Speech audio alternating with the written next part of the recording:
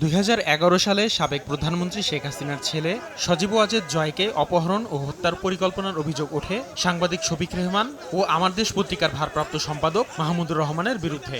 এতে 2015 সালে পল্টন থানায় 5 জনকে আসামি করে মামলা দায়ের করা হয়। পরে শতাধিক মামলার দায় মাথায় নিয়ে দেশ ত্যাগ করেন মাহমুদুর রহমান। 2023 সালে শফিক রেহমান ও মাহমুদুর রহমান সহ মামলার 5 আসামিকে 7 বছরের কারাদণ্ড দেন বিচারক। হাসিনা সরকার পতনের পর গেল 27 সেপ্টেম্বর তুরস্ক থেকে দেশে ফেরেন মাহমুদুর রহমান। 29 সেপ্টেম্বর আদালতে আত্মসমর্পণ করেন তিনি। বৃহস্পতিবার সকালে ঢাকার মহানগর দায়রা জজ আদালতে মাহমুদুর রহমানের জামিন আবেদন করেন তার আইনজীবীরা। আবেদনের প্রেক্ষিতে তা মঞ্জুর করেন বিচারক।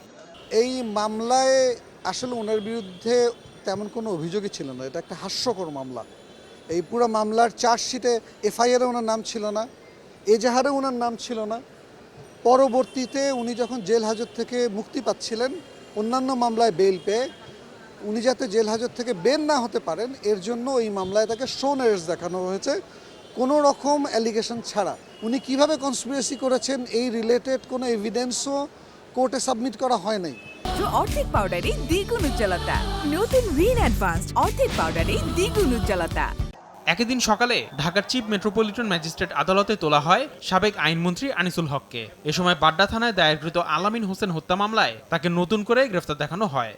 তার আবেদনের প্রেক্ষিতে বিজ্ঞ আদালত তাকে এই এজাহারের তার নাম দেখার পরে এবং এজাহারভুক্ত আসামি হওয়ার কারণে এবং তার জড়িত বিষয়টা প্রাথমিকভাবে প্রমাণিত হওয়ার কারণে তাকে আজকে এই মামলায় তাকে শোন অ্যারেস্ট দেখানো হয়। এরপর তার পক্ষে কোনো আইনজীবী কোনো জামিনের প্রার্থনা করে নাই। এর আগে গত 30 সেপ্টেম্বর আদালতে আত্মসমর্পণ করেন সাংবাদিক শফিক রেহমান। সাজা পরোয়ানা বাতিলের আবেদন করলে আদালত তা মঞ্জুর করেন। আসিফ মোহাম্মদ সিয়াম, সময় সংবাদ, ঢাকা।